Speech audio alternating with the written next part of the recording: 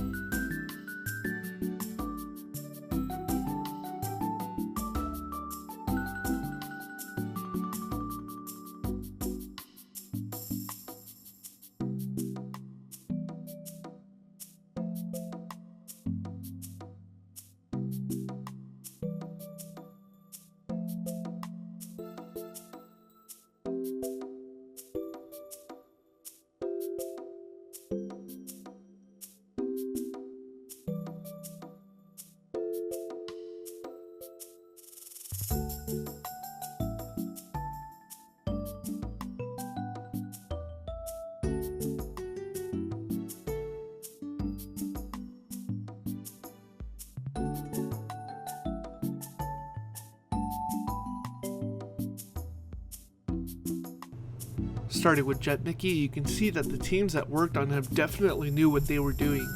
They were able to pull off a rendition of Mickey which not only fits an anime or toku mecha motif, but more importantly can still be easily recognized as the character that he is. Here we have a close-up of the toy, and let me tell you, I was very surprised by the quality and detail. They went as far as replicating the signature stripes on the white gloves, which is a very nice touch. Moving on to his design, you have this very nice gold chromed M over his chest, which fits the mech motif, but also signifies who the character is. Being a Chogokin toy, each one of these machines does have die-cast metal, with the exception of the kennel, Ace Willie, and the weapons. Jet Mickey's die-cast makes up his chest, and luckily it was portioned out so that it does not affect his transformation or his individual movement in any way. Moving on to his trademark shorts, they are also here and immediately recognizable, and will be very apparent in the Kingrobot mode. One of the coolest things that made me want to buy this item as soon as I saw it was the gimmick that happens within their visors. Each of the machines has a visor with eyes that show on them, but on the back of the head there is a small switch that, when moved to the other position, will reveal a rendition of each of the characters sitting behind the visor. This is one of the coolest yet smallest details that could be included, and it adds so much character to the toy as a whole. I really have to commend the teams that decided to put this in for including it, as it adds so much character to the toy as a whole. Moving on to articulation, Mickey's arms are able to move up and down as well as in and out. His wrist is placed over his arm so that it is easily able to rotate freely. His legs can move forwards and backwards, though they are limited a bit by the shorts. They can also move toward or away from the body, though only very slightly.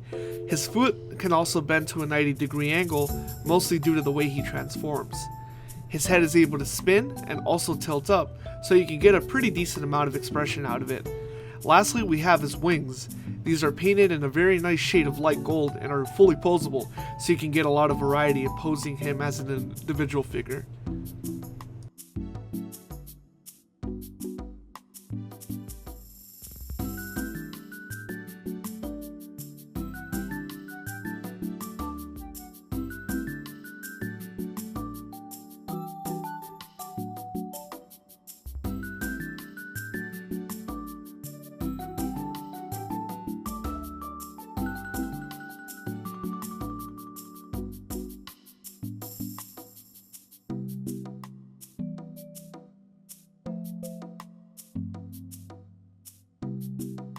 Moving on to Diver Donald, we have another great rendition of a classic Disney character. Donald joins the crew with his classic costume, complete with hat and red bow tie. Donald's head is painted white, while his bottom is painted in Bandai silver with large metallic dark green spears.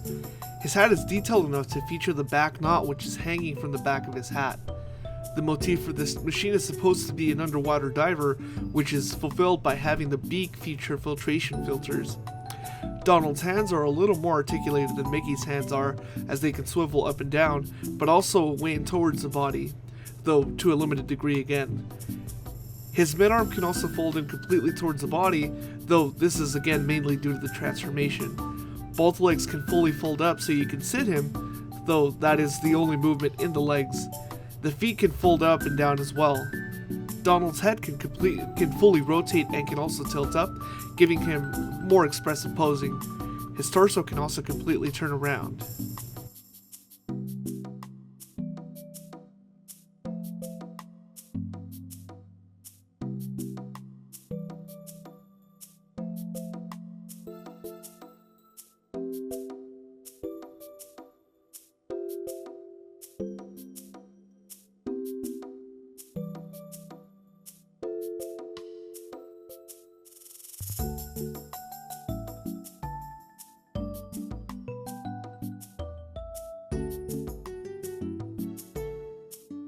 And here you can see Donald piloting the mecha.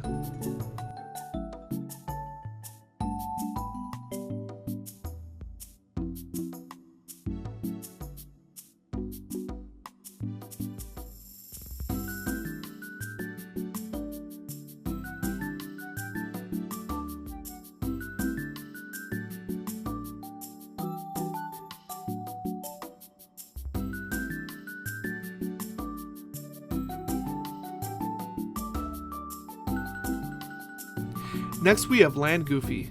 Goofy features rotating ears and a rotating head with a tilt. He has very soft plastic parts which double as eyebrows and cannons. Moving down to his body, we see that he has the largest block of die-cast metal compared to the other characters. I'll touch on that in a second.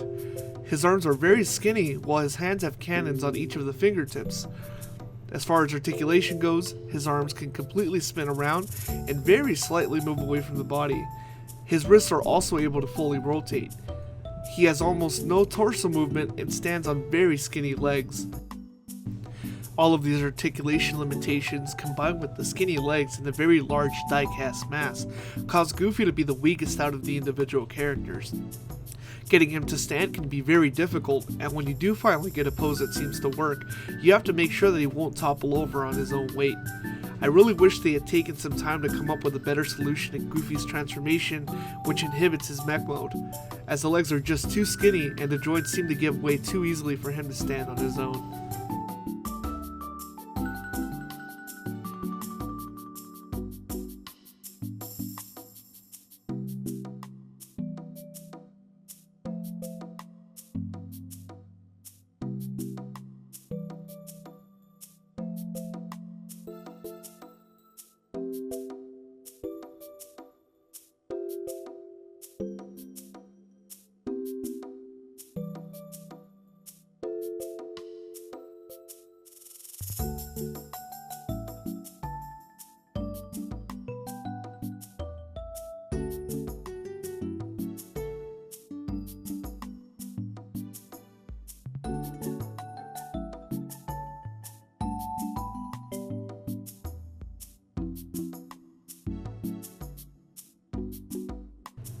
Here we can see Goofy piloting his mecha.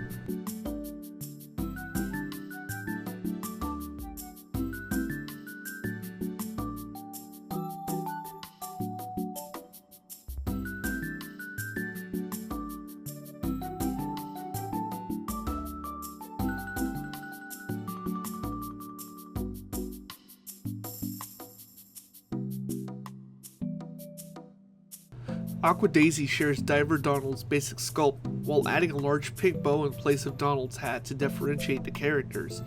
Her overall color palette is very nice, consisting of a semi-light purple to complement the pink, orange, and green accents across her body. Articulation matches that of Donald, though her expressiveness is slightly different due to the angle of her hands. They allow for more ladylike poses such as what I call the polite laugh. The other main difference that she has over Donald is that she is wearing shoes, while Donald decides to go barefoot. Other than this, she and Donald are basically the exact same thing.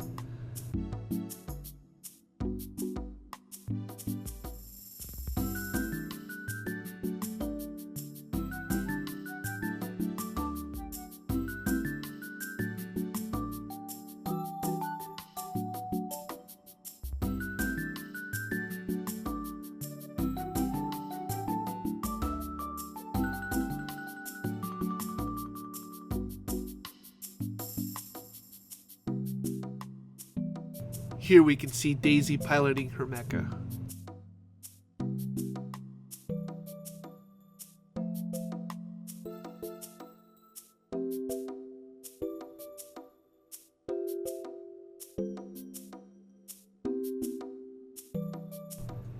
Dash Pluto is my favorite of the individual mecha by far.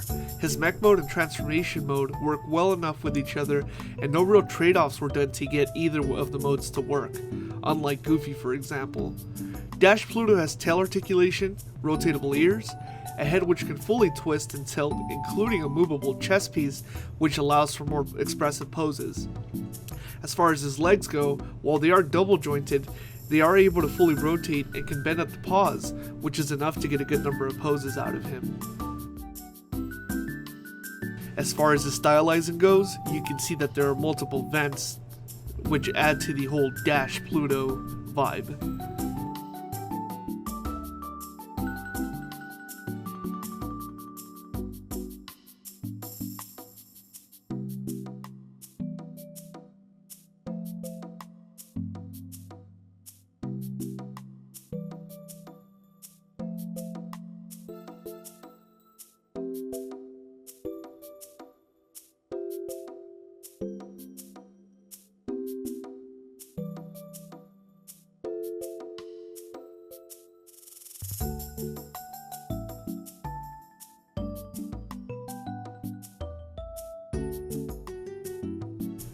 Here you can see Pluto piloting Dash Pluto.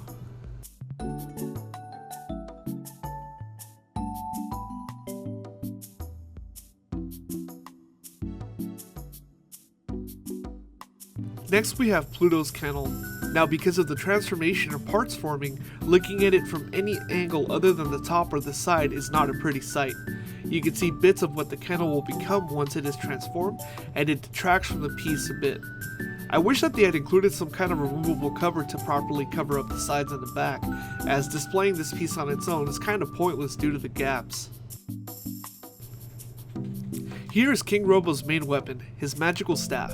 The staff is yellow with multiple Mickey head shapes running down the handle. The base of the staff contains yet another pair of Mickey stylized shorts, while the top of the staff has a gold painted pointy edge connected to an ornate set of wings on which a green Mickey head shape lays with two silver hands on it. It's definitely unique looking. Lastly, we have Ace Willie, which is piloted by itself. It is a bit larger than my thumb and is very nicely and intricately painted for being so small. It is a slightly modernized version of Steamboat Willie, which Mickey wrote in the classic cartoon.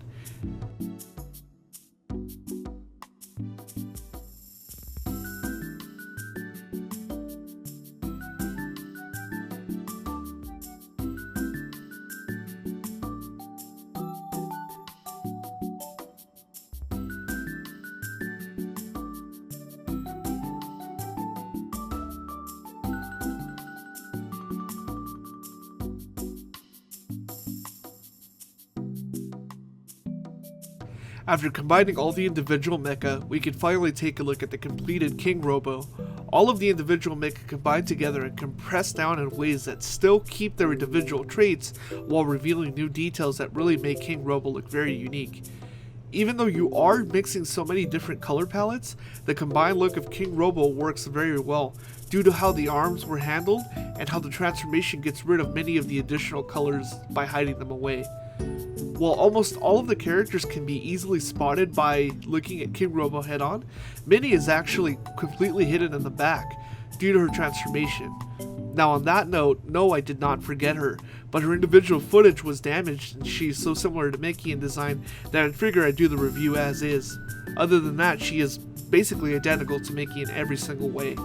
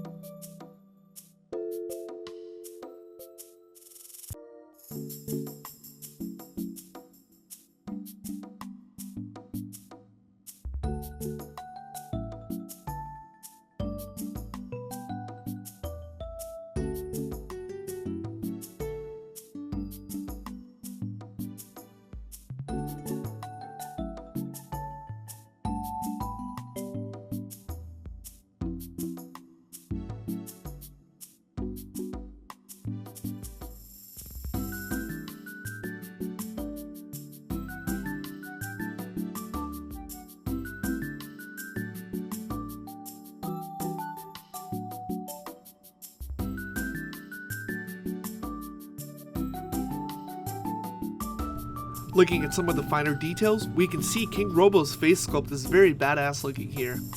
We have these two gold dams which were introduced during the transformation and are featured quite visibly across his chest.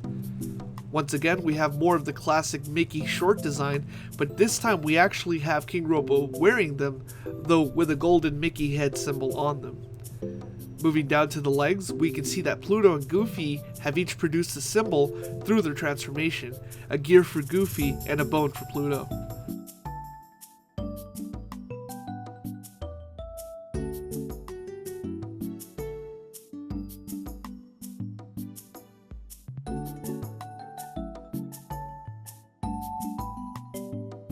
As far as articulation goes, King Robo's head is very flexible, rotating, tilting, and swiveling in almost any direction. The arms fully rotate and do also move away from the body, though due to the transformation, you are limited, as pulling too far away will separate the joints from each other. You are also able to move the legs left and right at the waist, though there is absolutely no other movement that can be found in the legs.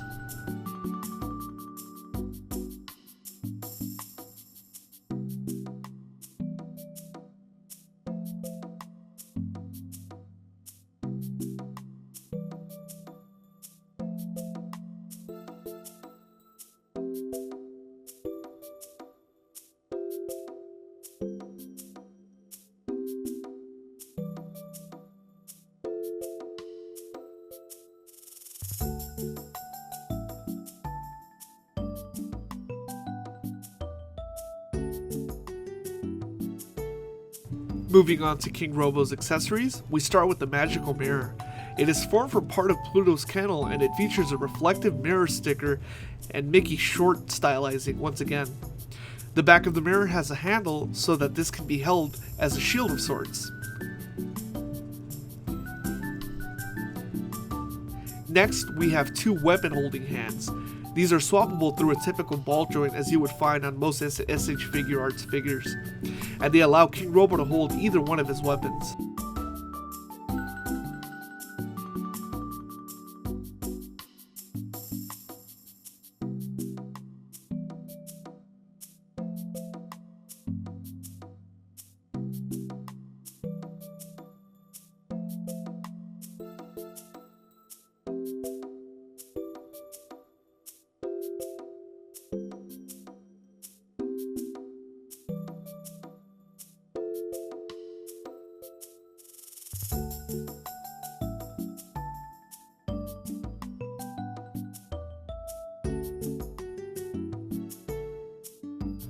While a few of the individual mechas might have some issues with balance or looks, the final combined product that you get is extremely well done and works very well to combine the world of Disney with the world of Japanese mecha. It's an endeavor that I'm quite happy Bandai and Disney took, and one that I hope will pave the way for more unique product lineups such as this one in the future. If you're a fan of Disney, mechs, or strange and even unique toys, you definitely owe it to yourself to check this out. As of this recording, there are a few retailers that are still carrying him, and if not, you could always check somewhere like eBay or even Big Bad Toy Store. Though I will warn you, be very careful as the shipping costs can cost more than the toy itself in this case due to the large size of the box and the weight.